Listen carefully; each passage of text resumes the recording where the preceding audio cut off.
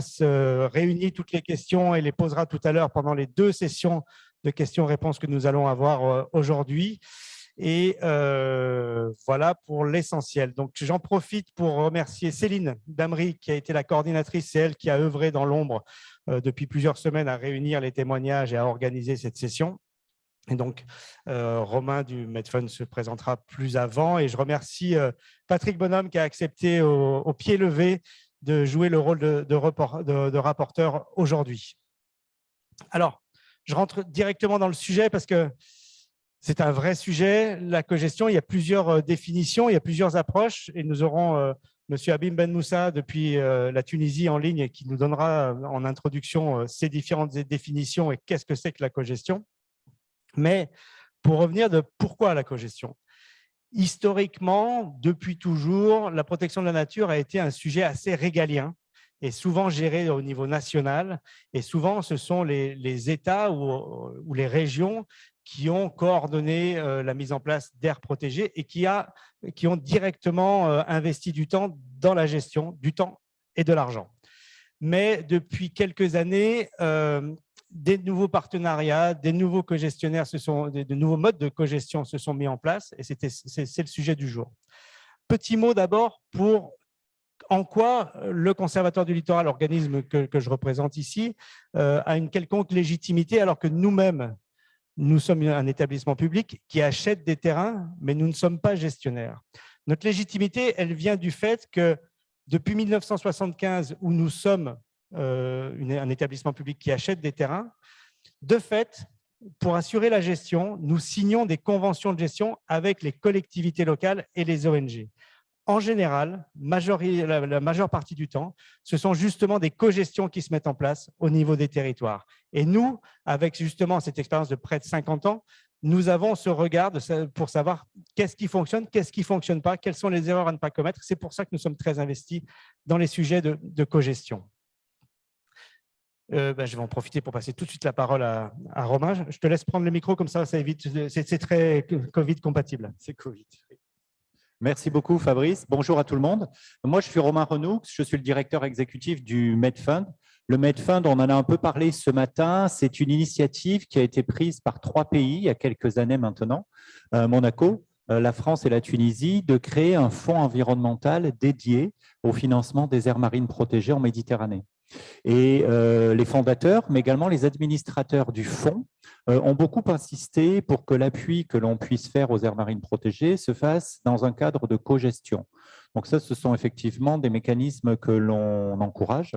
À ce jour, on finance 8 aires marines protégées en Méditerranée et ces 8 aires marines protégées sont financées par la signature de conventions tripartites dans laquelle on associe à la fois les autorités nationales du pays en question, que ce soit la PAL en Tunisie, on aura un témoignage tout à l'heure, que ce soit également le National Agency for Protected Areas d'Albanie, on aura également un témoignage, et des organisations de la société civile qui sont pour la plupart du temps des ONG militantes au plus près du terrain, au plus près des aires marines protégées.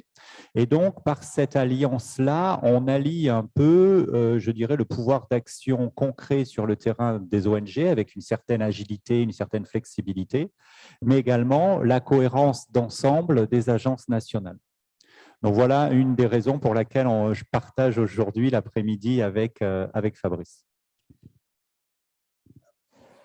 Alors, je vais te laisser à nouveau la parole sur justement, puisque à travers le Medfund, tu as été très investi en amont dans la roadmap et en quoi cette session peut être un appui complémentaire justement pour co-construire donc avec vous cette roadmap.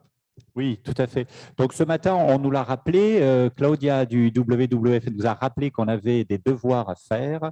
Et donc, le devoir qu'on a à faire pour cet après-midi, c'est de bien faire le lien entre les interventions, entre vos interventions et vos questions, et la roadmap que l'on va affiner pendant ces 3 jours du forum et qui servira un petit peu de feuille de route pour l'ensemble des aires marines protégées en Méditerranée. Donc, vous avez vu ce matin que la roadmap est divisée en plusieurs objectifs stratégiques. Il y en a 5 en tout. Et aujourd'hui, on commence cet après-midi autour de l'objectif stratégique 1 qui s'affiche là derrière moi en anglais, qui est de développer les politiques de gouvernance les politiques et la gouvernance des structures de gestion des aires marines protégées pour qu'elles soient plus équitables et surtout qu'elles soient intégrées avec les autres secteurs locaux. Bon, je ne suis pas un traducteur professionnel, mais j'imagine que la traduction a dû se faire correctement. Et une des recommandations qui est issue de la roadmap, c'est effectivement de renforcer les gestionnaires d'aires marines protégées à travers donc, des outils légaux, mais aussi d'autres types d'outils pour pouvoir favoriser cette gouvernance décentralisée, cette gouvernance partagée, comme on l'a dit tout à l'heure, entre des organisations de la société civile et des autorités nationales.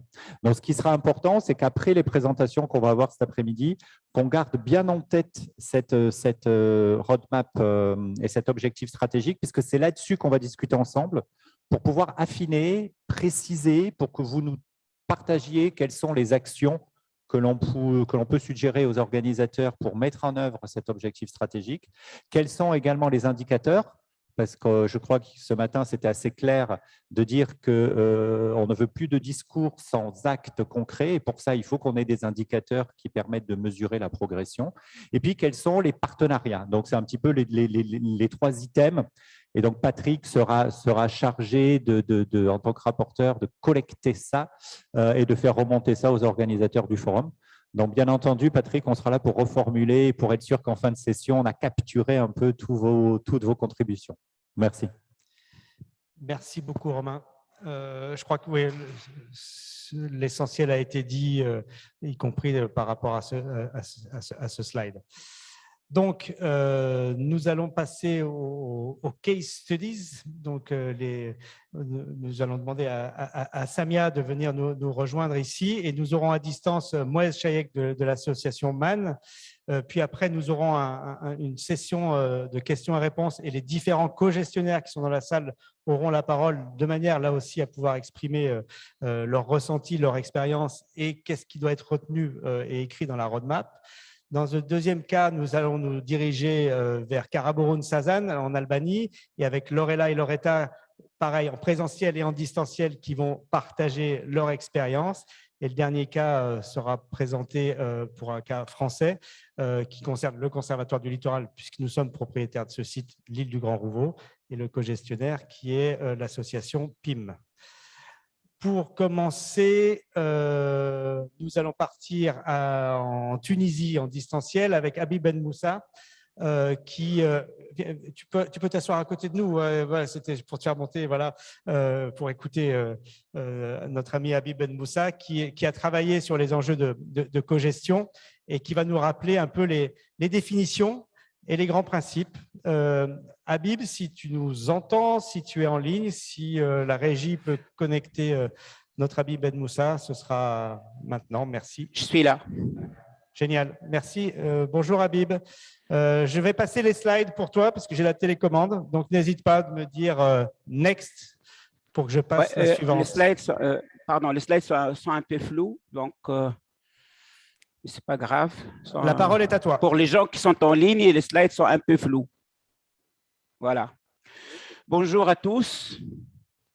Donc, je suis Habib Ben Moussa, donc, comme il m'a présenté Fabrice. Donc, j'ai eu à réfléchir sur la cogestion, en fait, qui devient un élément, je pense, important dans la gouvernance des aires protégées, donc un peu partout dans le monde. Aujourd'hui, on n'est pas en train d'avoir un seul gestionnaire, on a plusieurs gestionnaires donc, qui se regroupent parce qu'il y a un besoin d'abord en termes de complémentarité des compétences et également en termes de moyens humains et moyens techniques qui donc, nécessitent un peu la mobilisation de plus qu'un acteur et donc cette gouvernance actuelle qui repose sur toutes les compétences. Donc, ça devient quelque chose de vraiment très intéressant pour la gestion des aires protégées.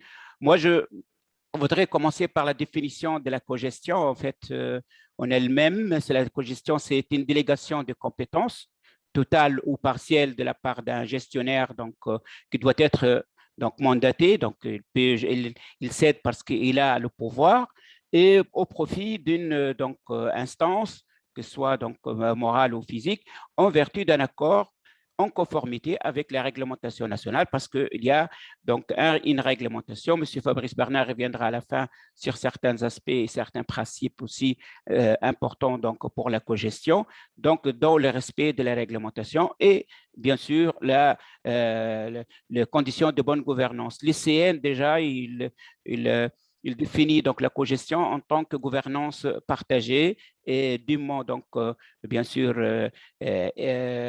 écrite et validée par les deux parties, donc le gestionnaire et le co-gestionnaire qui en fait deviennent tous les deux en notre terme donc des gérants de sites, des gestionnaires de sites et en conséquence de co-gestionnaires. Si je passe à la et puis bon, qui est ce gestionnaire qui doit donc céder? Il peut être donc il y a 3 niveaux en fait de gestionnaire. Il y a les personnalités donc qui sont légalement mandatées pour la gestion d'un espace protégé qui fait partie du domaine public. Là, on parle donc d'un domaine qui est domaine de l'État, domaine public, et ces gestionnaires peuvent avoir ou pas un droit réel, et ça change beaucoup quand on parle un peu de quand on établit donc le convention de cogestion. Il y a également de co-gestionnaires qui sont propriétaires, donc à l'instar du conservatoire littoral. Il y a également d'autres, même des secteurs privés, même il y a des îles qui sont donc totalement privées. Et on est dans ces cas, donc on peut donc gérer, donc faire gérer ou faire donc co-gérer ces espaces, bien sûr en conformité avec donc nos objectifs et les objectifs en fait de ces propriétaires. Et le troisième, ça peut être également un domaine public, donc qui est soumis donc à un régime, un domaine privé qui est soumis à un régime public, comme par exemple les forêts ou les espaces pastoraux, qui peuvent être donc des espaces donc publics, mais qui sont donc privés, mais qui sont gérés par l'État.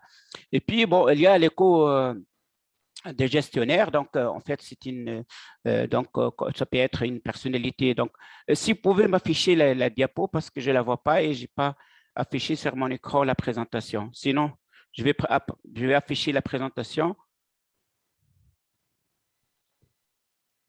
Voilà. Habib, nous sommes sur la slide de définition du rôle de co-gestionnaire. Oui, mais en fait, c'est trop petit quand vous affichez, vous divisez l'écran. Donc, je ne vois pas beaucoup. Donc, je vais essayer d'agrandir. Voilà. Voilà, c'est bon là. Donc, en fait, pour les co-gestionnaires, donc, en fait, il est donc mandaté par les gestionnaires pour mettre en place une partie ou la totalité donc d'un plan de gestion, en fait, des activités qui font partie soit du plan de gestion ou tout autre document donc qui est reconnu. Et également, en fait, il n'y a pas que ce document de plan de gestion parce qu'il y a toujours un comité de gouvernance ou une autre, donc un corps en fait de gouvernance, même si c'est pas légal, donc qui en fait siège autour donc de la gestion de ces sites et donc qui va donc orienter un peu la gestion. Bien sûr, le co-gestionnaire, il va travailler sur la base, bien sûr, d'un accord donc qui est écrit entre les deux parties, qui est donc clair, et on reviendra sur la nature de ces écrits après. Après, Fabrice. En fait, je voulais en fait présenter les facteurs indispensables pour qu'il y ait vraiment une cogestion efficace. Bien sûr, il y a d'autres principes, comme je disais, on va revenir là-dessus. Il y a d'abord qu'il faut qu'il y ait un cadre de collaboration. En fait, donc il y a un cadre qui définit les objectifs, le mode d'exécution, et il doit se baser sur soit le plan de gestion, soit donc tout autre document, un projet pour les sites ou autre document, donc qui est convenu entre qui est en fait validé par le gestionnaire, mais qui également donc, peut être soit opposable ou non, mais c'est un document donc, sur lequel il y a un consensus et qui constitue en fait la base de cet accord. Après, il faut qu'il y ait en fait un cadre institutionnel de gouvernance. Ce que je veux dire par cadre, en fait, il faut qu'il y ait soit en fait une unité de gouvernance, soit donc une autre unité donc qui dont les décisions ou les orientations sont acceptées et qui intègre aussi bien les usagers, les ayants droit, la population locale et toutes les parties donc prenantes dans la gestion de l'aire protégée. Après, ce qui est en fait idéal, c'est d'avoir un engagement volontaire et un respect donc, entre le parti. Quand on parle d'engagement volontaire, ça veut dire que ce n'est pas quelque chose d'imposé parce qu'on a sur plusieurs sites, donc la co-gestion, elle est imposée. Quand vous avez donc des superpositions donc, de domaines, par exemple, vous avez un domaine forestier, puis vous avez un domaine historique ou donc culturel, vous avez un domaine public, et puis vous n'avez pas donc la prise en fait, des décisions donc dans la main d'une seule partie, et vous avez donc plusieurs parties. Dans ces cas, sincèrement, il faut vraiment que toutes les prérogatives soient bien clarifiées et chacun sait ce qu'il doit faire et qu'il n'y ait pas donc de passement de prérogatives d'une ou de l'autre donc partie. Après, il y a bien sûr les règles de communication. Vous savez toujours que la communication, c'est un élément donc important donc, qui garantit la transparence et également la confiance entre les parties, parce que si vous communiquez mal, vous risquez de créer de malentendus. On va revenir sur ce point-là. Après, Fabrice, s'il te plaît.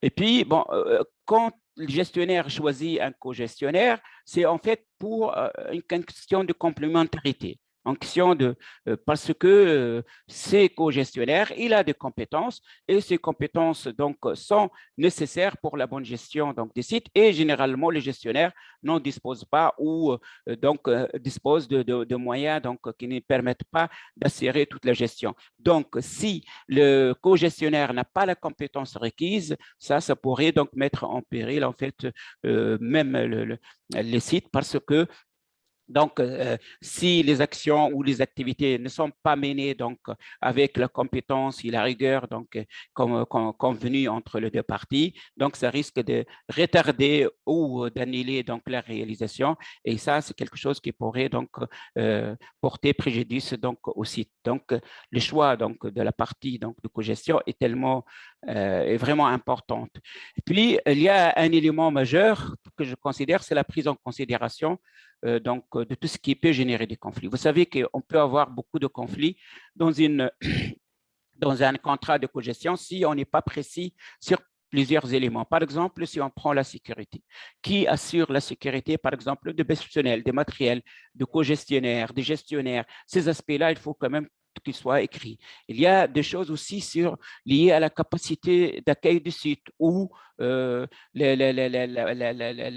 l'acceptation donc du gestionnaire de certaines activités donc sur le site, y compris des activités lucratives. Il faut quand même si elles ne sont pas importantes, il faut qu'elles soient déclarées et convenues pour vendre des choses qui proviennent des sites ou vendre des choses sur les sites. Il y a par exemple tout ce qui est sponsoring. Je prends le cas du sponsoring. Vous prenez un sponsor qui n'est pas accepté par le gestionnaire parce qu'il a un contentieux avec le gestionnaire. Donc, tous ces éléments-là, je pense que si on les met dès le départ et on met les règles de leur gestion dès le départ, ça minimise donc les défis au niveau de la co-gestion. Et pour donc finir, donc, il faut quand même qu'il y ait une coordination, en fait, bien sûr, technique, ça c'est tout à fait logique. Donc, il faut qu'il y ait également un phasage au niveau des activités, parce que s'il y a des activités qui sont déphasées, donc ces activités, il faut quand même… Et puis, s'il y a un budget également… Habib, oui, j'ai fini. Habib, est-ce que tu peux conclure, s'il te plaît? Oui, j'ai fini, c'est la dernière phrase. Donc, je voulais dire que, en fait, s'il y a un financement, il faut considérer que c'est parce que le gestionnaire a obtenu du financement, il reste quand même redevable au niveau des activités et il faut qu'il y ait coordination en termes d'usage financier. Voilà un peu le facteur que je pense qu'ils sont indispensables pour avoir une gestion efficace et durable. Je vous remercie. Merci beaucoup Habib pour cette présentation très claire. Alors, on avait un son qui tournait un peu ici, mais je pense que les gens en ligne t'ont mieux entendu. Et effectivement, il y a les supports ECFI qui reprennent exactement tout ce que tu as dit. Donc, merci encore. On va aller de l'avant pour plonger directement dans les cas tunisiens. Et donc, je vais passer la parole à Samia Boufares de l'APAL, l'Agence de protection et d'aménagement du littoral de Tunisie, pour nous présenter. Elle nous a fait le plaisir de partager avec vous quelques belles images des aires marines protégées de Tunisie. Donc, je te laisse les passer. D'accord. Donc, je reste assise ou... Oui, c'est bien. D'accord. Donc, rebonjour tout le monde. C'est encore Samia Boufares de l'Agence de protection et d'aménagement du littoral. J'occupe le poste de directeur de gestion des écosystèmes littoraux. Voilà, moi, je vais vous parler un peu de la cogestion en Tunisie. Mais j'ai préféré, au lieu de vous préparer des présentations, des slides avec de l'écriture et des photos des ateliers, des réunions qu'on a fait, j'ai préféré de vous faire profiter de quelques photos de nos sites en Tunisie, de quelques espèces que renferment ces sites-là. Et je vais entre-temps vous parler un peu de cette cogestion. Donc, comment je fais passer? J'appuie. D'accord. Il était une fois, en 1995, la création d'une agence de protection et d'aménagement du littoral qui a été décidée par le gouvernement tunisien en cette année-là. Et cette agence était chargée particulièrement de la gestion du littoral, mais également de la gestion des AMCP, des aires marines et côtières protégées. Ce qui était une notion en 1995 un peu bizarre, inconnue, floue. Et du coup, on s'est fait aider par des ailiers qui n'ont pas été du tout, qui nous ont rien caché en fait. Ils nous ont aidés aussi bien sur le plan technique que sur le plan gestion financière et nous ont appuyés sur les premières activités à mener sur les sites, aussi bien pour ce qui est de l'aménagement, pour la protection et la conservation de ces sites-là, que pour les actions de suivi, d'expertise, de documents pour la gestion de ces sites-là. Ces gens-là ne sont rien d'autre que le Conservatoire du littoral qui continue jusqu'à ce jour à nous appuyer, à appuyer la PAL et également les associations co-gestionnaires sur site. Et donc, on a démarré par la mise en place de schémas de gestion avec des activités concrètes sur TEMA pour la protection, juste la protection de ces sites-là, nous donnons un peu de temps pour découvrir les richesses qu'ils renferment. En parallèle, il y a eu un travail très dur sur le plan juridique pour avoir une assise juridique nous permettant d'agir avec plus à l'aise sur ces sites-là. Et je ne raterai pas l'occasion pour remercier les 3 personnes que j'ai trouvées qui ont démarré ce travail dont je suis fière aujourd'hui et que je continue maintenant à travailler dessus. Je cite M. Habib Ben Moussa qui a intervenu tout à l'heure, qui était mon premier patron, mon premier directeur, M. Mahmoud Chihawi ainsi que Mme Sabé Gallouz, qui ont beaucoup travaillé sur cet aspect-là avant mon arrivée. Avant mon arrivée en tant que directrice, j'étais dans la direction. Voilà. Donc, je reviens un peu au discours. Après la mise en place des actions et des schémas de gestion, vous avez voilà. Travaillé avec les partenaires. Exactement. Donc, on a eu la loi de création des AMCP en 2009. On a travaillé sur ça depuis la création de la PAL, depuis 1995. On a pu l'avoir qu'en 2009. Pour vous donner une petite idée sur la lenteur et le temps qu'il faut pour avoir l'appui juridique sur ces thématiques-là. Et en parallèle, on avait démarré la mise en place de plans de gestion. Ces plans de gestion s'intéressaient aux aspects d'aménagement écologique, aux aspects de suivi et également à tout ce qui est communication, à tout ce qui est relation avec les parties prenantes. Et on avait élaboré ces plans de gestion à partir des années 2000 en suivant l'approche participative et en se concertant avec la population et toutes les parties prenantes agissant sur les lieux. Bien sûr, on faisait tout ça dans un cadre de projet. C'était des financements limités dans le temps et des activités bien définies. Le problème qui se posait, c'est qu'à la fin de ces financements, on avait cette période entre deux projets où on n'avait pas de financement et qui, par obligation, certaines des réalisations tombaient dans l'eau par faute de moyens financiers et de moyens parfois même humains. Et oui, les deux. 2 minutes, d'accord. Je pensais que tu discutais avec moi. D'accord. Donc, ce n'est qu'en 2015 qu'il y a eu le MedFound qui est venu nous appuyer, qui est venu nous donner une solution à cette période, on va dire, de repos obligatoire et qui nous permettait des financements pour assurer la pérennisation des activités réalisées dans le cadre de projets. Et on a eu une première expérience avec les îles, sur les îles Curiates avec l'association Notre Grand Bleu. J'aurais aimé donner un petit témoignage à Monsieur le Président Ahmed Ardira, mais il n'a pas pu nous rejoindre. Et on a pu donc continuer les activités de gestion sur l'île, même si on n'avait pas de financement, de grand financement de projets internationaux.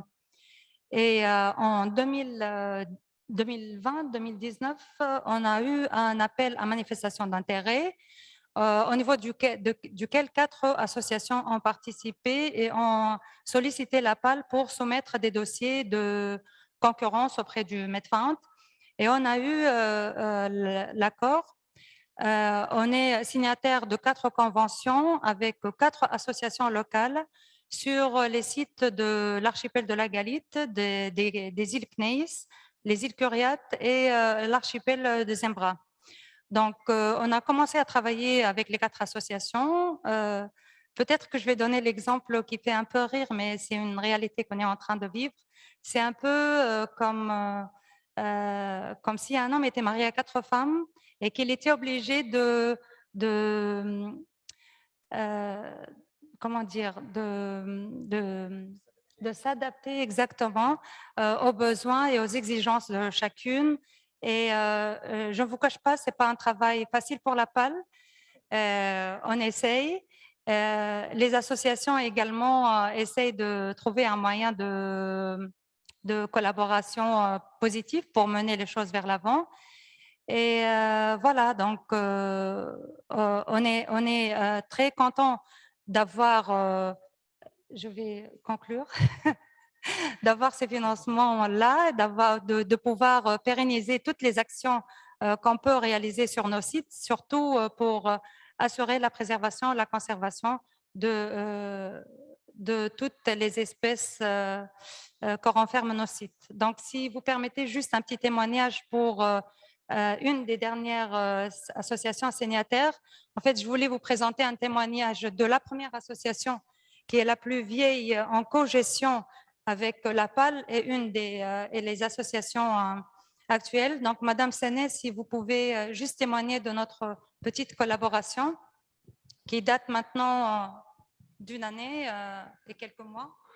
Oui, bien, merci. L'Association de la continuité de génération travaille sur les îles Kneis depuis une dizaine d'années maintenant. Avec toutes les parties prenantes, en particulier la direction des forêts et la PAL. Et la spécificité, c'est que nous travaillons avec la communauté locale et tout le temps. Donc, on a commencé à travailler sur la biodiversité au tout début, puis sur le renforcement des capacités, puisqu'il y a des populations pêcheurs, femmes et hommes.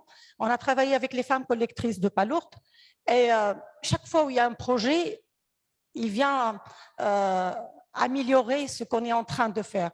Avec cet aspect, cette convention entre le MedFund et la PAL, on commence à apprendre un autre côté et on continue à apprendre. C'est le côté approche scientifique avec les chercheurs, les experts, le travail sur terrain.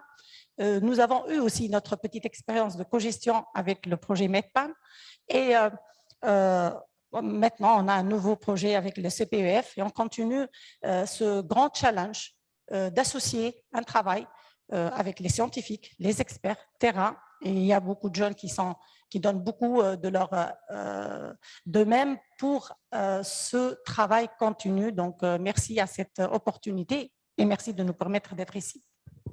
Merci, Madame Sané. Alors, Madame Sané, elle représente avec beaucoup de force l'aspect genre des signataires. Elle travaille beaucoup avec les femmes sur le site de CNEIS. Et voilà, donc je pense que j'ai terminé. Je demanderai juste à Moaz de ramener un petit témoignage lors de son intervention. Et puis voilà, merci beaucoup. Merci Samia. Bravo pour cette co-présentation. Et effectivement, félicitations à l'association, comme ça a été présenté, très active. C'est même un témoignage à en tomber par terre, tellement il est exceptionnel. Merci à vous. Je vais passer la parole maintenant à Moez Chayek, qui est le directeur de l'association MAN, Méditerranée Action Nature, en Tunisie, pour pareil, 5 minutes maximum de présentation. Moez, j'ai vu que tu avais beaucoup de slides, mais je sais que tu pourras tenir les 5 minutes. Je te laisse la parole. Bonjour.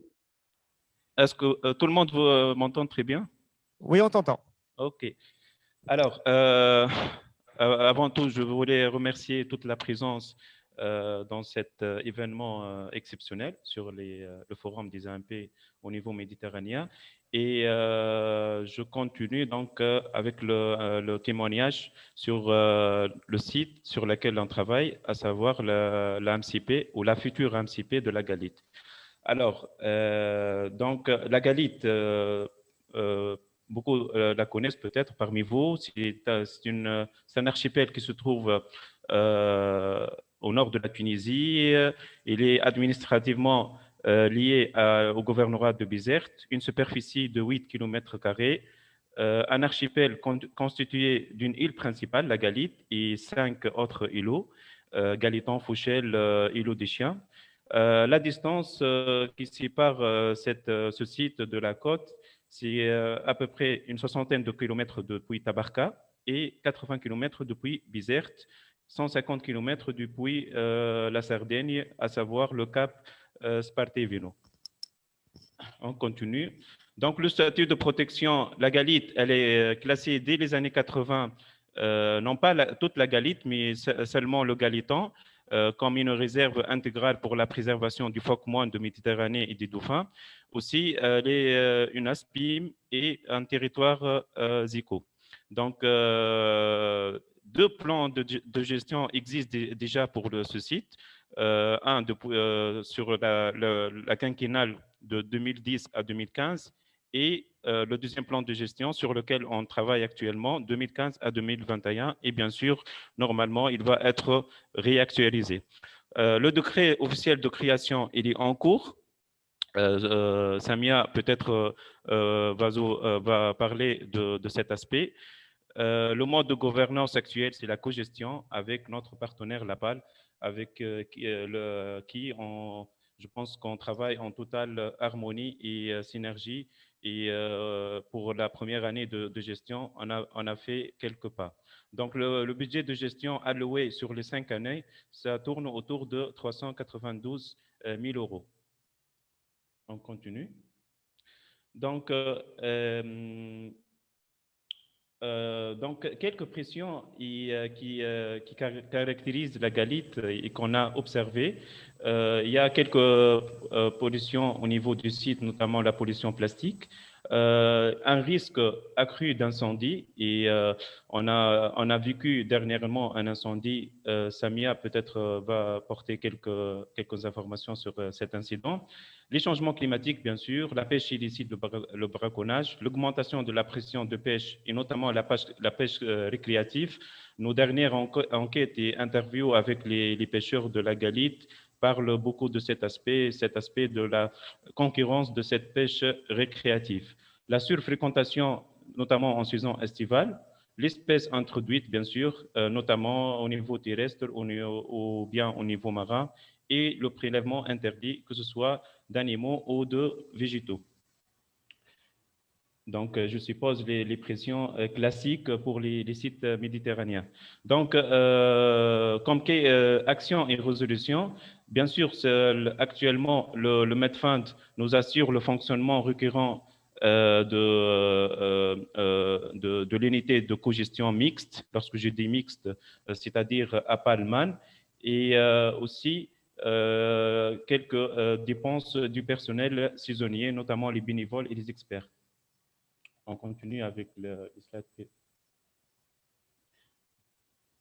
Alors, le fonctionnement de l'unité de gestion coïncide avec les achats d'équipements et matériels de fonctionnement, le vivre, bien sûr, le carburant, les assurances des personnes, que ce soit gestionnaires ou experts ou bénévoles, et tout comment dirais-je, ce fonctionnement et ces dépenses que vous connaissez, je suppose. Donc, aussi, ce financement nous permet l'entretien des équipements et des infrastructures de gestion, les réservoirs d'eau, les bâtiments, etc. Continue. Sur l'aspect gouvernance, on a travaillé dès notre première année de cogestion avec beaucoup d'ateliers de concertation avec les collectivités locales et les parties impliquées dans la cogestion, la commune des Bizertes et les autres parties, les administrations impliquées. Et nous avons déjà fait des ateliers de concertation et la première réunion du fameux CLAG, le comité d'appui à la gestion qui réunit tous ces parties prenantes. Déjà, on va finir cette année par un deuxième CLAG qui normalement devrait se dérouler le 17 du mois de décembre, le mois prochain. Et je pense que ça va être un rendez-vous important pour réunir encore ces parties prenantes autour de la cogestion de la Galite. Aussi, beaucoup de concertation avec les pêcheurs. Les pêcheurs sont une partie très importante qu'on devrait impliquer toujours dans ce genre d'exercice. Et déjà, on a fait beaucoup d'enquêtes et avec les pêcheurs, notamment de Tabarka, de Sidi Mechrek ou de Bizerte, ceux qui travaillent dans les eaux de la Galite ou au voisinage des eaux de la Galite. Et ces gens nous ont vraiment apporté beaucoup d'informations sur les choses qui se passent actuellement au niveau des eaux de l'AMCP de la Galite. Bien sûr, le suivi écologique, le suivi de la biodiversité, le suivi socio-économique, la capacité building, le renforcement des capacités des gestionnaires et des experts, mais aussi des bénévoles, et aussi, on retourne au slide, s'il vous plaît.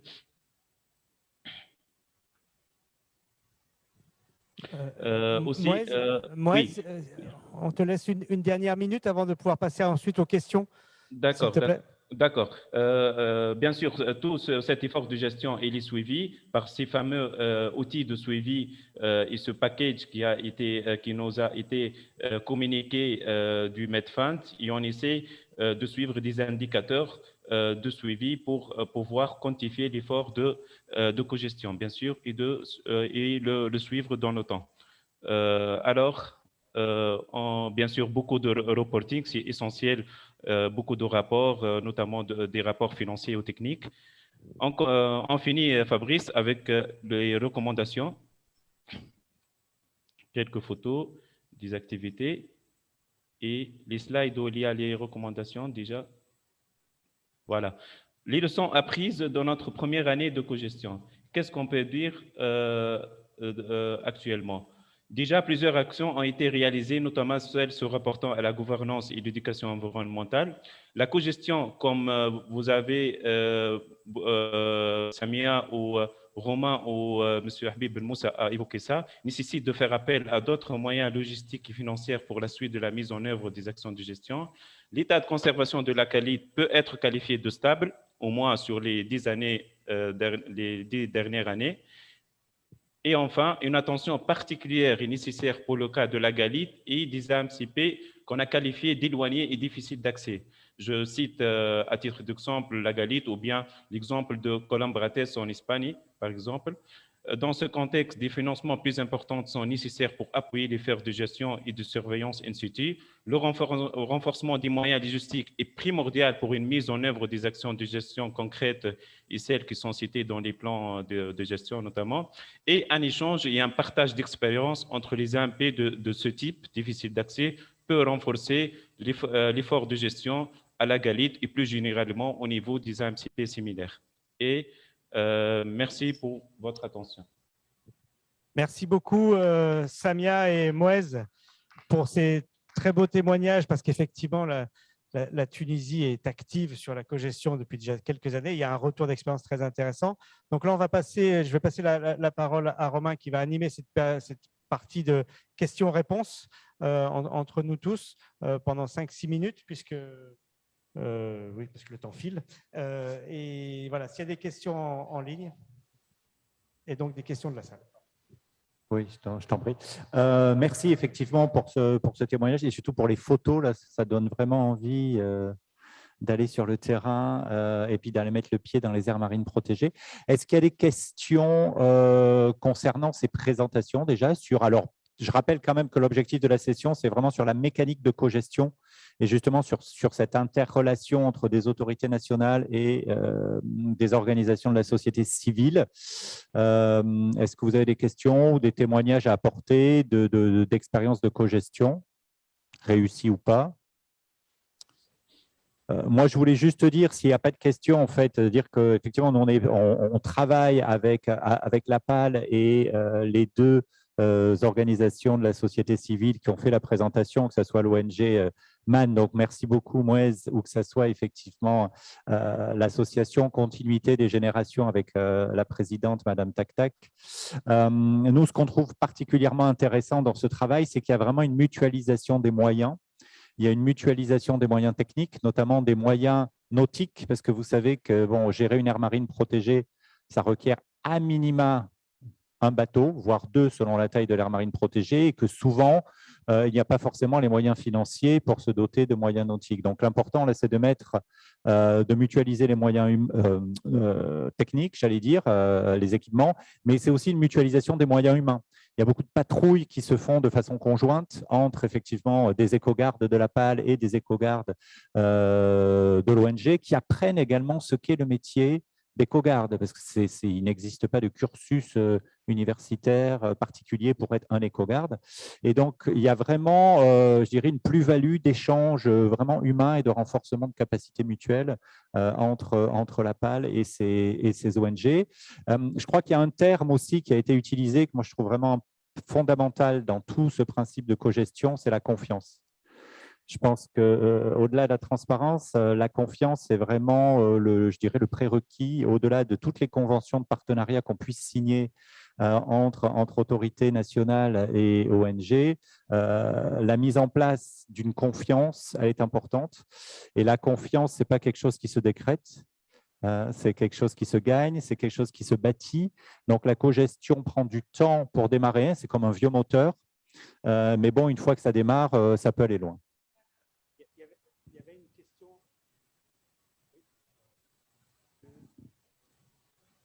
Oui, il y avait une question en ligne là, qui m'a été rapportée par Claudia.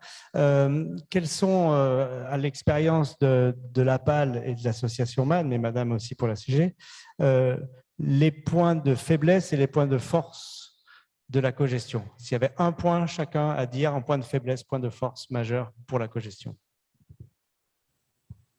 Je commence ou je laisse l'association? Laissons la parole aux associations. Mouez, si tu peux répondre à ces deux questions pendant que Madame s'approche de nous, elle va venir prendre place à côté de nous. C'est quoi la question exacte? Je n'ai pas entendu. La question, c'était de savoir quel est le point de force et quel est le point de faiblesse majeur dans la cogestion dans les espaces naturels par rapport à votre expérience. Bon, par rapport à notre expérience, bien sûr, il y a un mot qui a été dit par ce Romain, c'est la confiance et la transparence. Et sur ce niveau, je pense que ça existe, en tout cas entre nous et la PAL. une grande synergie et fusion dans le travail sur le terrain ou le travail administratif, bien sûr. Pour nous, personnellement, je pense que les difficultés vraiment pour cette année, cette première année de cogestion, premièrement, c'est des difficultés liées aux moyens techniques, les moyens nautiques. Aussi, notre site, il est connu, c'est un site très difficile d'accès. Les conditions météo ne sont pas vraiment toujours là. Mais bien sûr, les moyens aussi financiers font toujours défaut. Ça, c'est une réalité. Il y a le minimum qui peut assurer le fonctionnement de l'unité de cogestion. Mais bien sûr, plus on a des moyens financiers, plus mieux au niveau de la mise en œuvre des actions de gestion.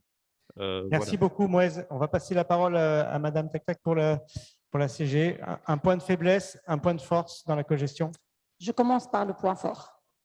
Il faut être toujours positif. Donc, le point fort, c'est qu'il y a cette notion de confiance, justement. On commence à apprendre à travailler ensemble avec la PAL. Et cette confiance, cette synergie qui commence à donner vraiment ses résultats. Donc, là, on est comment dirais-je, on collabore très bien. Et c'est un va-et-vient qui est très intéressant, ce qui n'existait pas avant. Le point, enfin, c'est un point faible, mais on est un peu loin. On n'est pas toujours ensemble. Et parfois, on a besoin d'une réponse rapide, d'une action rapide. Et donc, certaines procédures sont un peu longues. Et là, on est, bien sûr, elle a dit Semia qu'elle travaille avec 4 associations. Donc, on aimerait bien être plus rapide pour les décisions, pour faire rapidement les choses, parce que c'est un grand challenge qui nous attend. Voilà. Merci beaucoup. Samia, alors moi, j'utiliserai le même mot, mais pour les deux. C'est à la fois un point de force et un point de faiblesse. La confiance, ça se gagne. Et puis, pour les 3 associations sur les 4, ça fait juste une année qu'on est ensemble, donc on est en train d'apprendre de se faire confiance, en réalité. Il y a beaucoup parce que si on arrive à se faire confiance, il faut que pratiquement tous les points flous soient clairs pour chacun de nous. Entre autres, la partie de chacun dans cette cogestion, la partie de l'administration, la partie de l'association, comment il faudrait prendre les décisions, comment il faudrait parler, communiquer autour de tout ça. Donc, à mon sens, la confiance est en cours, on est encore sur le chemin et on a beaucoup de travail encore à faire. Une année, c'est très peu pour avoir une confiance telle que ce terme a 2 sens. Voilà, moi je mets le mot confiance dans les 2 sens, faiblesse et force. Voilà. Merci beaucoup. On va reprendre le cours des présentations de case study. Alors, et partir en Albanie et laisser la parole. Je laisse quelques images quand même parce que c'est quand même assez joli aussi. Partir en Albanie dans pas longtemps. Le voyage est un peu long puisque ce n'est pas à côté. Il faut passer les conditions sanitaires, le pass sanitaire, avancer, prendre l'avion et on s'approche petit à petit. On va atterrir et nous venons d'atterrir enfin à Vlora et on va passer la parole à Lorelai Lazar pour le rap à Vlora. Thank you very much. Hi everyone, my name is Lorelai Lazar. I represent the Regional Administration for Protected Areas VLOR, which operates under the National Agency of Protected Areas within the Ministry of Tourism and Environment in Albania. The agency is quite new, is established in 2015 and is specifically focused on the management and monitoring and patrolling of the protected areas. Today I will be together with my colleague Laureta from a local NGO called Flagpine and share our co-management experience so far. This is a slide. I show this every time I do the presentation about the MPA, but I will not go through the specific information, but it's important to say is a new MPA proclaimed in 2010 with a large area, and it has a management plan approved in 2015, a business plan, and also there is a management committee in place for the Marine National Park of Karaburun-Sazan with representatives from different actors at the local, regional and national level. The management of Karaburun-Sazan Marine National Park has been a great challenge for us for two main reasons. Firstly, because it's the only MPA so far in Albania. And secondly, because everything we do, all the policies, regulation will basically set the ground for other protected areas that we will have in future. So it is really a great responsibility. But similarly to other MPAs in the Mediterranean, we have, of course, financial gap. Currently, the entire management activities are partially supported by the public budget and partially by donors, where the Med Fund has been the main supporters for our management activities.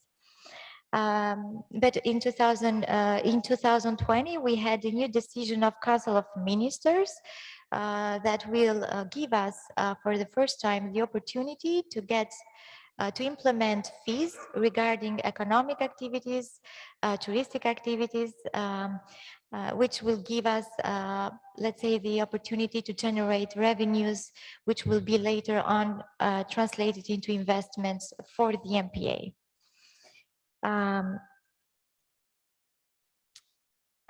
The management, the co-management has been let's say the agreement with Med Fund, we had a 5 years agreement, and this is the third year in a row of the implementation of this agreement. It has been a partnership between a public agency, which is in our case is the National Agency of Protected Areas, a local NGO called Flagpine, and the Med Fund, of course, as a coordinator. This co-management has been very crucial for us for several reasons, and I will list some that I think are very relevant to be shared in this meeting. Firstly, because we get constant support for operational costs, which is one of the biggest challenges that will, and having this constant support will enable us to implement the management activities as they are predicted in the management plan efficiently and effectively. What is is important also the fact that this co-management allows us to be flexible in terms of adapting our needs and predict the activities according to our needs. And this is very important because every year we understand more about the protected area, and more we understand, more we realize that we need to adapt the management activities in certain ways in order to provide the efficient management. And this is very, very important for us as a manager. Another important fact is that we had to collaborate with the local NGO. It is important because the local NGO provide us a good understanding of the local context, and what applies for the MPA doesn't always apply for other protected area, and it's important to understand the local context and to adapt and to, let's say, to understand their mentality and to adapt the management activities according to the local context. And of course, the final strong point, I would say, being part of this co-management is the fact that we are able to prove to our governor that the decentralized system works and is better in terms of being flexible and to react in real time. There are several actions that needs quick response, and currently we have a centralized system where the national agency basically decides about everything we do, all the operational costs, etc. So this is a good approach to tell to the governors that the decentralized is necessary in order to be flexible and to quickly adapt with the local context. Thank you very much. I will give the floor to my colleague Laureta. Laureta, you have only 7 minutes. Okay. Hello, everyone. My name is Laureta. I'm a project coordinator from Flatpine NGO, and I'm going to give you a presentation of some of the activities that we have realized within this co-management agreement. Next slide, please. So the activities that we have implemented are mainly focused on the activities provided in the management plan of the protected area, but also activities that we have identified during our work and we consider important for the management of the protected area. The main activity is the supporting the patrolling of the protected area. Since it is a large area, we identified the need to add the number of staff dedicated to the marine protected area. For this, we have added 1 annual staff that works in close collaboration with the staff from the national NGO, from the national authority, and 2 seasonal staff. And for this, we are also, in order to improve the patrolling effectiveness, we are taking care of the maintenance of the equipments that are used for this. So for the boat, for the car, and also for the motorbikes used for this activity. Previous slide, please.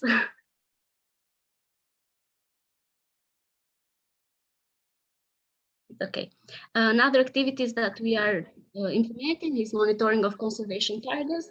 With the frame of this agreement, we have identified 3 conservation targets: the Posidonia oceanica, Tistosarea metacea, and Lithophilum bisoides. For each of them, we are starting the monitoring process.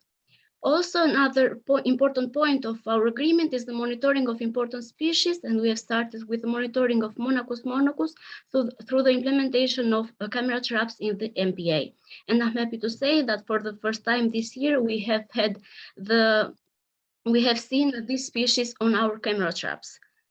We believe that collaboration with stakeholders and their involvement is a key element for the management of the protected area. For this, we are supporting the management committee, which is a structure that allows us to show the progress of our work, to show our needs and our pressures, and it also serves as a connection with higher levels and transmits also the problems that we are facing in the management of the protected area. This goes hand in hand also with awareness raising activities. We are targeting problems like marine litter, gender equality, climate change, invasive species, and for this we have undertaken several activities. As you can see in the photos, there are some pictures from the activities that we have implemented. Next slide, please. These are also photos from the awareness raising activities, from the monitorings, for collaboration with stakeholders. Another slide, please. And as a result of all of these activities, we have an improvement of the patrolling performance and increased presence of the staff on the MPA, which ensures us the controlling of illegal activities that might be implemented inside of the MPA. Also, we have an increased collaboration among the stakeholders. We have also creation of a database on the conservation targets of the MPA, and also we have a continuous monitoring of water quality of chemical and physical parameters of the water inside and outside of the MPA. And currently we are creating something as a baseline that is going to help us to compare the situation with the actual situation today and the situation in the future. We are also doing capacity building for the staff dedicated to the management of the marine park, because we believe that in terms of sustainability, it's very important to avoid the dependence on the external experience and experts. So we are also having dedicated staff and improved infrastructure for waste management. And with the support of the Cogito project in this case, we have been tackling and creating a strategy that helps us to manage the waste that is found in territory around the marine protected area. Also, we have implemented several awareness raising activities that has ensured the creation of communication tools such as leaflets, videos, panels, banners that target children's, youth, and also older generation regarding climate change, gender equality, marine litter, etc. So as a result of this experience, co-management experience, next slide, please. We have Excuse me, could you conclude, please, or just one last minute to keep time for the questions? Yes, this is the final slide. So as a result of these activities, we have learned some lessons. The first one is that having the same mindset for the future of the MPA ensures the efficiency and sustainability. Of course, we are two different entities, but the fact that we have the same mindset for the protection of the MPA ensures that we can have mutual decisions in the future. Communication is key to success. Good communication strategy and good communication flow is important among the co-managers, but also among the stakeholders. And the cooperation and the collaboration with stakeholders is key for the preservation of the protected area. External funding also remains crucial for the achievement of sustainable results and the protection of the protected area. And in this case, the support of the Med Fund has been very crucial for the achievement of these activities and all these results that we have now for the Karbon Sazan MPA. And also it is very important for the inclusion of the stakeholders to show that this action have concrete results and they have mutual benefits for everyone. Thank you. Thank you very much.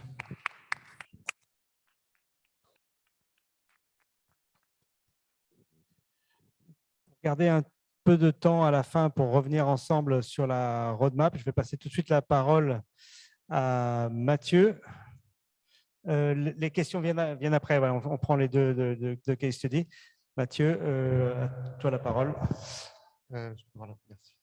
Merci beaucoup de me donner l'occasion de présenter un petit peu nos actions. Alors, je suis Mathieu Thévenet, je suis le coordinateur de l'initiative pour les petites îles de Méditerranée, qui a pour but donc la protection des espaces insulaires dans notre bassin méditerranéen.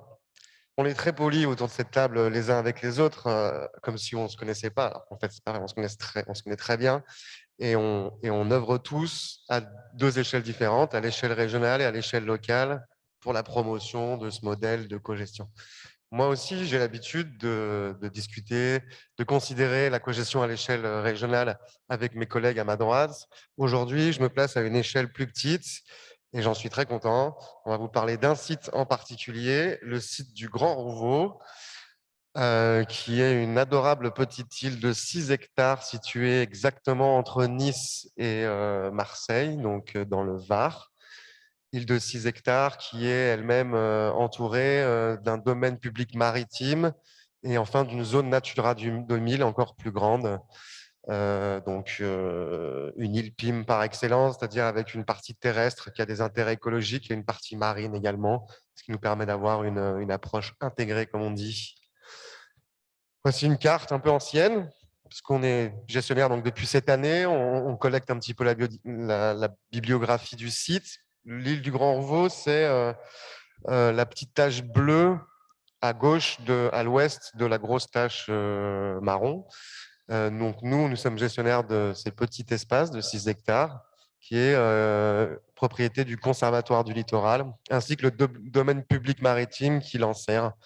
Donc la zone bleue qu'on voit sur le site, qu'on voit sur la carte, il me semble. Les deux gestionnaires sont donc une collectivité territoriale, la ville de Sifour-les-Plages, la ville qui est donc sur le continent, en regard de ce style-là, et puis nous-mêmes, donc qui appuyons scientifiquement, techniquement, la ville de Sifour pour la mise en place de cette cogestion. Mais c'est pas tout. Je vous ai dit que c'était un site Natura 2000. Le gestionnaire du site Natura 2000 à une échelle un peu plus large, c'est l'Office français de la biodiversité, donc un autre acteur à prendre en compte dans notre cogestion, qui d'ailleurs participe, comme nous, en période estivale, à la surveillance et à la sensibilisation du site avec une seconde association qui s'appelle le CPIE, qui est active et avec laquelle on travaille concrètement sur le bateau en saison estivale. Je ne l'ai pas encore dit, le site du Grand Rouveau est une ASPIM également, une aire spécialement protégée méditerranéenne. Donc, le CAR ASP, indirectement, est aussi un acteur sur lequel on peut compter sur ce site-là. Et puis, on travaille avec des centres de recherche publics, comme l'Institut méditerranéen de biologie et d'évolution, qui est basé donc dans le sud de la France. Un acteur privé, Agir Écologie, qui nous appuie sur la restauration. Et enfin, vous l'avez compris, beaucoup de logos, Sensea, donc un autre centre de recherche privé qui nous appuie sur une thématique particulière dont je vais parler un petit peu plus loin. Voilà. Tout ça pour dire que la cogestion, c'est ça en fait. Hein. C'est jongler avec, il y a combien 3, 4, 5, 6, 7, 8, 9, 10 logos différents sur chacune de nos actions. Et là, je vous ai parlé que des acteurs environnementaux, je n'ai pas parlé des usagers, je ne vous ai pas parlé des activités économiques impactantes. Nous faisons comme nos collègues tunisiens, comme nos collègues albanais, nous faisons de la surveillance et de la sensibilisation sur le plan d'eau, principalement en période estivale, parce qu'on est en Méditerranée et c'est là qu'il y a la fréquentation. Nous participons à la collecte de données de fréquentation. L'impact principal de la fréquentation sur ce site-là, elle est sur le plan d'eau, elle est sur l'impact sur les habitats de Posidonie. On a posé donc des petites caméras qui nous permettent. Bon, voilà, je vais aller vite. Hein. On fait de la sensibilisation, on fait de la restauration, comme beaucoup de gens en Méditerranée. On fait du suivi scientifique. Voilà, pour conclure, la mosaïque d'acteurs qui sont présents sur le site peuvent être regroupés sous 3 chapeaux, universitaires, institutions et ONG. Chacune de ces 3 catégories a des points positifs et des points qui compliquent, entre guillemets, la gestion selon leur réactivité, leur degré de représentation vis-à-vis du gouvernement, leurs objectifs spécifiques. En gros, pour répondre à une question qui a été posée tout à l'heure, si on veut avancer vite, avançons tout seul. Si on veut avancer loin et longtemps, avançons à plusieurs. La cogestion, c'est ça, c'est faire en sorte qu'on puisse gérer un site pendant longtemps. Des tensions peuvent survenir entre ces différentes thématiques, entre ces différentes typologies de gestionnaires. En fait, selon moi, elles sont souvent dues à des objectifs moins avoués, un peu cachés, que nous avons tous si nous sommes centre de recherche, si nous sommes établissement public ou si nous sommes ONG. C'est-à-dire qu'un centre de recherche, il dira toujours qu'il est là pour la protection et pour l'étude du site. En fait, lui, il est évalué sur des critères très précis qui sont le nombre de publications qu'il réalise et ses potentialités de mettre en place des doctorats ou des thèses. En fait, c'est ça qui l'intéresse. Et ben moi, j'invite tous les gens qui participent à la cogestion d'être plus transparents sur les objectifs un peu moins avoués de nos différentes organisations. À autre titre d'exemple, par exemple, les ONG se placent toujours comme les vrais protecteurs de la Méditerranée, indépendants, courageux, actifs. En vérité, l'existence et la pérennité de notre action est due au fait de démontrer qu'on est utile, nous les ONG. Donc en fait, c'est pour ça qu'on communique beaucoup, qu'on se montre beaucoup, parce qu'on a peur qu'on nous dise « vous servez à rien ». Les acteurs privés ont leur propre façon d'être évalués aussi, et les organisations publiques également. Le Conservatoire de littoral doit répondre à sa tutelle, doit répondre à la directive cadre stratégie milieu marin, doit répondre à différentes stratégies nationales, de même que la PAL. Voilà, ça c'est des choses qui ne sont pas assez dites, je trouve, dans les réunions de communication, de concertation qu'on a. Il faut qu'on s'avoue l'un et l'autre ce sur quoi nous sommes évalués et nos objectifs officieux et officiels. Voilà. Donc, pour terminer, en situation complexe, nous, on est en faveur de la mise en place d'un ou deux co-gestionnaires principaux qui sera responsable du lien avec les autres. Comme je l'ai dit, la transparence est effectivement essentielle. Et puis, voilà, un petit peu de discussion, mais surtout beaucoup d'action. C'est ce qui permet de s'assurer de l'implication de tous. Merci beaucoup. C'était très clair. Et avec beaucoup de motivation, de mobilisation, parce que vous faites beaucoup d'actions sur le terrain. Voilà. Merci. Est-ce qu'on peut prendre une seule question? Ben voilà, c'est Madame Corbier, une question, et après on reviendra sur les enjeux de la roadmap. Merci. J'enlève, peut-être, c'est plus compréhensible. Constance Corbier du Fonds français pour l'environnement mondial, merci pour cette présentation et pour toutes les autres d'ailleurs. Je suis particulièrement intéressée sur la façon dont chaque partie prenante évalue le succès ou la bonne réussite de son partenariat dans la cogestion. Et je pense qu'il faut rajouter le pas de temps, la durée qui n'est pas la même pour chacun des partenaires et qui fait qu'il faut, comme tu le dis, essayer de se comprendre et essayer de trouver un terrain commun, parce qu'entre un pas de temps de 5 ans qui est le temps d'un projet, de 40 ans qui est le temps peut-être de Medfood ou voire de l'éternité si Medfood travaille sur le long terme, et puis des ONG, et puis surtout l'impact. On nous demande toujours de raconter quel est l'impact de notre action, sachant qu'en 1 an ou 2 ans, quel impact on peut mesurer et de quel impact on parle. Donc, je pense qu'il faut rajouter à ton tableau le côté court, moyen, long terme, et c'est très intéressant comme façon de dire qu'il ne faut pas gommer ces zones de friction possibles. Merci. Samia qui veut rajouter un mot pour rebondir. Rapidement, il m'a dit. Donc, je profite parce que tout à l'heure, je ne pouvais pas trop discuter, juste pour continuer dans le même sens que le vôtre. Au niveau des conventions Medfund, en préparatif, on avait préparé des tableaux financiers au niveau desquels on avait essayé de grouper tous les financements dont disposait la zone. Et particulièrement pour les sites de la PAL, on avait des ailiers que je n'avais pas cités tout à l'heure, qui est l'Esparac, le Medpan, qui nous assistent sur plusieurs activités, sur plusieurs études sur nos sites et sur plusieurs formations également. Donc, cela nous a permis de ne pas reprendre les mêmes activités sur plusieurs financements déjà et d'être plus sûr d'avoir les financements nécessaires pratiquement sur une durée plus longue de l'existence de ces financements. L'autre point pour la mesure de primons la santé écologique, on va dire, de nos sites et pour la mesure de l'efficacité de la gestion. Ces 2 points-là ont été également évoqués avec Medfund avant la signature et ce sont des parties importantes de la convention qu'on a signée avec eux. Primo, des indicateurs écologiques de l'état de santé de nos sites ont été définis, déterminés, d'après les études et expertises qui ont été faites. Et on est en train de les suivre. Déjà, certains ont déjà démarré à partir de cette année, de la première année de la mise en œuvre de la convention. Et la seconde, c'est des indicateurs de l'efficacité de la gestion. Et là, on revient à la roadmap.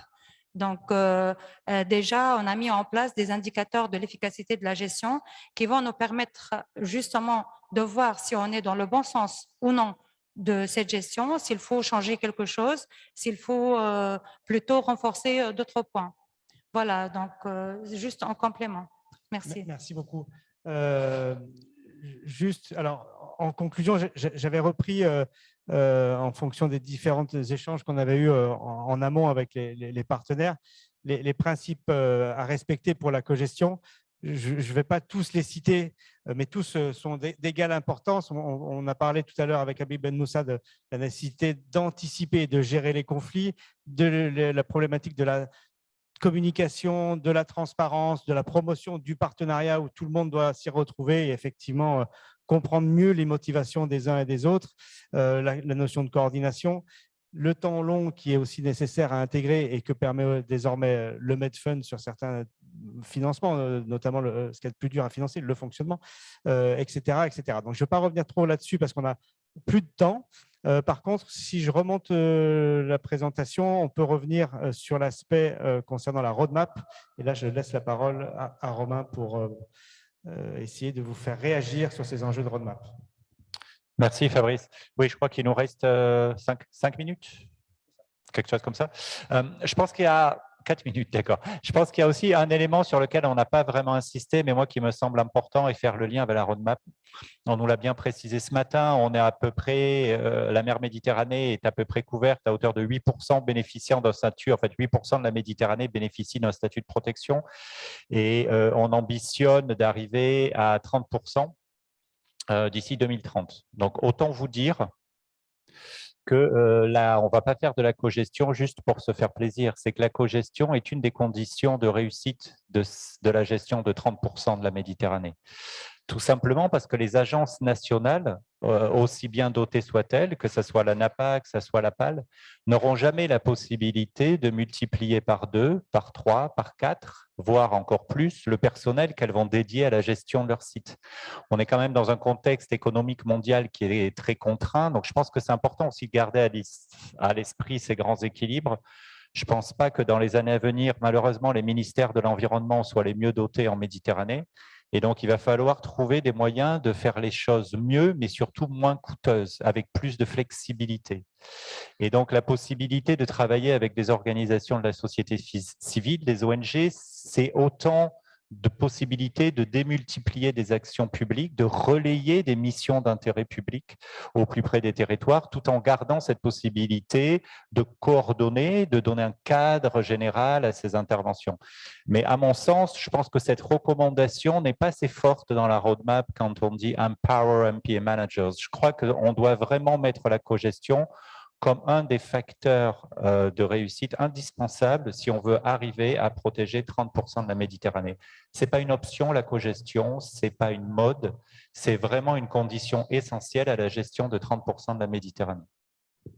Juste un petit mot, parce qu'effectivement, souvent, il y a un problème de compréhension derrière le mot cogestion. On l'a défini tout à l'heure, et souvent, les gens confondent cogestion liée à la gouvernance d'un territoire et la cogestion liée à l'opérationnalité de ce territoire. Là, on s'est concentré non pas sur la gouvernance, parce que désormais, c'est quelque chose qui est fortement intégré dans l'ADN des gestionnaires d'aires marines protégées de Méditerranée. La gouvernance est indispensable, donc je parlerai de cogestion intégrative ou de gouvernance à ce niveau-là.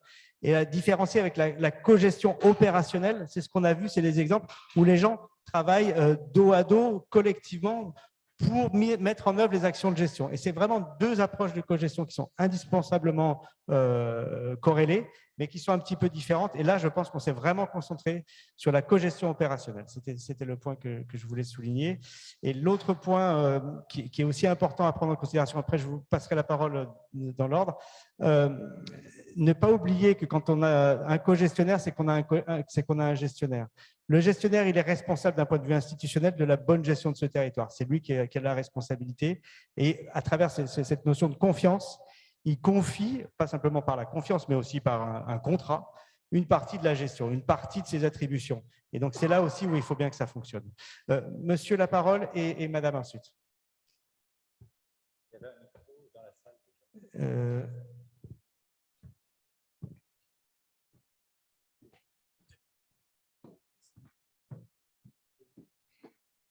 Thank you. Those who know me might think that I will talk about the Montenegro, but we don't have that experience of co-management.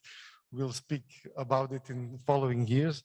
I just want to tell you one solution, because you are saying the things about the 30%, reaching a 30%, and the title of this discussion was co-management.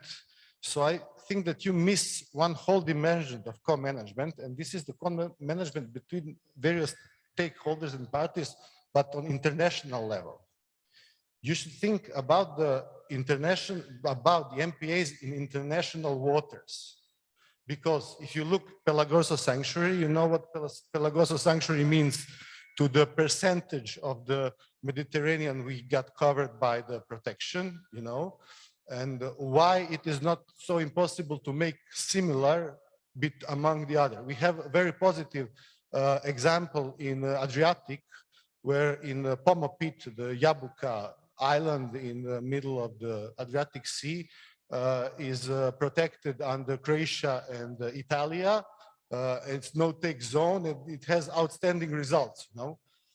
On one Adriapan meeting, we was presenting one also one idea of forming in the Adriatic pit, one in the deepest part of the Adriatic, one zone which will be in the international waters beyond the borders, will be shared by Montenegro, Croatia, Albania, and Italia. And it could be quite a large zone in which, if you don't have a tourist, you don't have a divers, if you forbid their fishery and maritime traffic and oil exploration, you will have a perfect no-take zone. And this is very important zone. The people from Akombams, you can tell you how important this zone is for whales, for manta rays and whatever, you know. So in this co-management, I think that you should put in those conclusions something related to the forming MPAs on international basis and beyond the national borders. Thank you.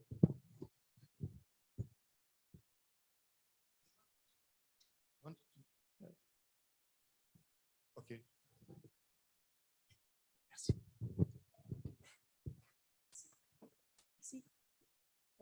Je voudrais ajouter un point concernant le point de la gouvernance. Vraiment, ce qui a été dit est très intéressant. Et c'est le point d'échange et de partage. Nous sommes là dans un cadre de partage et d'échange, d'expérience. On apprend l'un de l'autre. Et je crois que tout ce qui a été dit, c'est très important pour que, surtout en particulier les ONG, sont en train d'apprendre des autres et faire ce qui n'a pas été fait déjà dans leur travail de cogestion. Ça, c'est un point. Le deuxième point, c'est l'innovation. On parle de gouvernance, mais on ne parle pas d'innovation parce que parfois, une ONG pourrait avoir des idées innovantes qui peuvent donner un déclic pour cette région et ça pourrait servir à tout le monde. Le point aussi, un troisième point, c'est le point d'adaptation. C'est-à-dire, quand on parle toujours de ces aires marines protégées, on parle de tous les stakeholders, mais il faut très bien penser à la communauté locale parce que la confiance entre les organisations de gestion, d'une part, et les ONG, c'est une bonne chose, mais aussi une confiance, et la confiance entre l'ONG qui travaille sur terrain et la communauté, et ça devient ce cercle de confiance. Je termine avec, on pense toujours quand on parle d'AMP, à la préservation de la biodiversité, c'est un grand objectif, etc. Il faut penser aussi, comme ça a été dit, sur les effets du changement climatique, les autres impacts sur ces aires spécifiques, impact social, économique, parfois même politique. Donc, tout ça est très entremêlé ensemble. Je vous remercie. Merci beaucoup. Une question dans le chat et puis Philippe Robert pour sans doute la dernière question. Mais si vous pouviez faire des interventions qui sont en prise directe avec la roadmap, qui soient des recommandations de choses qui pourraient être incluses dans la roadmap. Merci. Donc, dans le chat, justement, de Rabia Yaya Media, dit l'un des principaux défis est l'implication de la population locale dans ce processus de cogestion. Quelle démarche vous suivez pour intégrer les locaux, pour qu'ils prennent l'initiative, car ils sont l'élément clé pour atteindre cet objectif déclaré dans la recommandation 1.5. Merci. Oui, je crois que c'est effectivement impliquer les populations locales se fait via les organisations de la société civile. Donc, je pense que ça, c'est peut-être un point qu'on doit peut-être préciser dans la roadmap parce qu'il n'est pas mentionné ce terme organisation de la société civile. On parle apparemment de gouvernance décentralisée, mais moi, je trouve que cette recommandation-là, Decentralized Governance System, est peut-être un peu trop floue. Parce qu'on peut très bien avoir une gouvernance décentralisée d'autorité nationale. C'est le cas avec la PAL, c'est le cas avec la NAPA qui est décentralisée en Regional Agencies. Donc, à mon avis, il faudrait, là, je m'adresse à notre rapporteur, souligner bien ce mot-clé qui est organisation de la société civile pour que ça soit vraiment mis comme une des recommandations dans la roadmap. Une dernière intervention ? Philippe Robert, un ancien de Porco et de Pélagos. Pour rebondir ce qui vient d'être dit par Fabrice et par Renaud notamment, on aura de plus en plus besoin, si on veut atteindre les 30% de cogestion, mais en particulier, pas seulement sur le plan financier, mais aussi sur le plan de l'acceptation des aires protégées.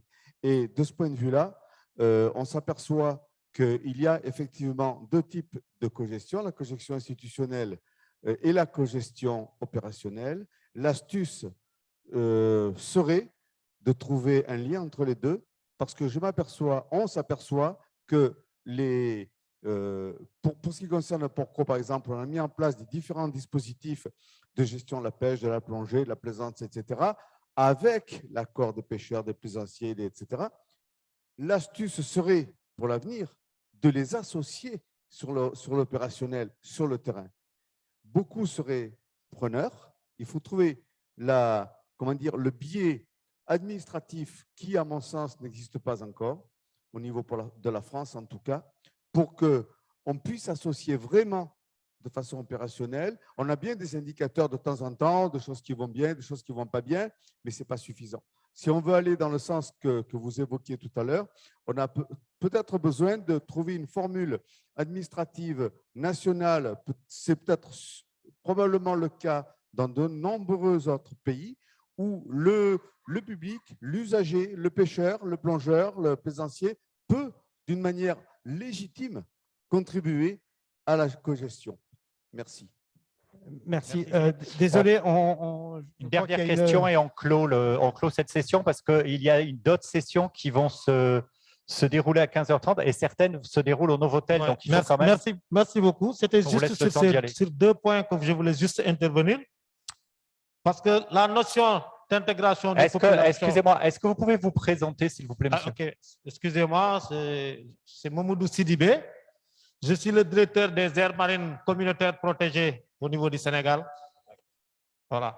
Donc, je voulais dire, donc, par rapport à la notion d'intégrer les populations dans la gestion, cette notion reste très floue parce que ça ne peut pas être explicité d'un pays à un autre ou d'une zone à une zone.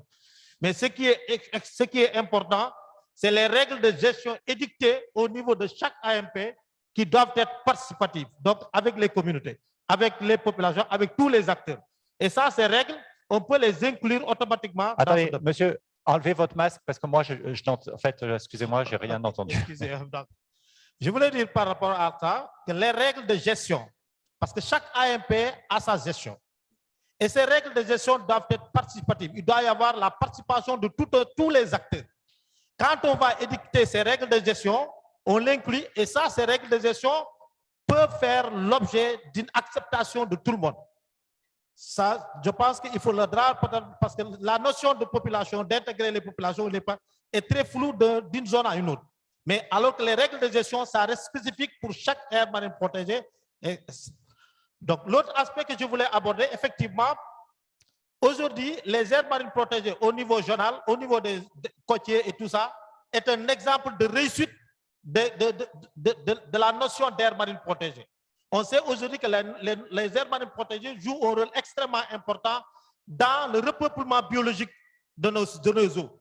Maintenant, donc, il est important aujourd'hui qu'on pense au niveau des eaux internationales, des eaux de juridiction internationale. Et ça ne peut pas se faire avec un seul pays.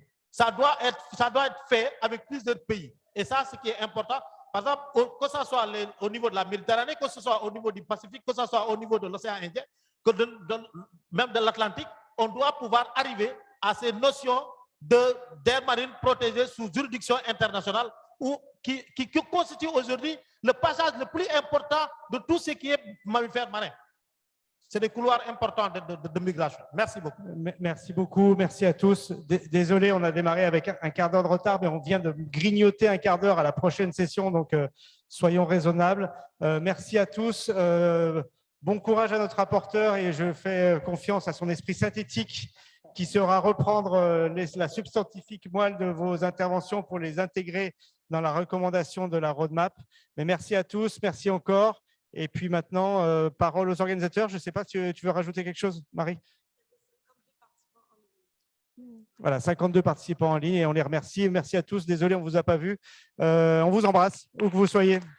Merci à tous. Merci à tous les intervenants, toutes les intervenantes en ligne et en présentiel. Merci à tous.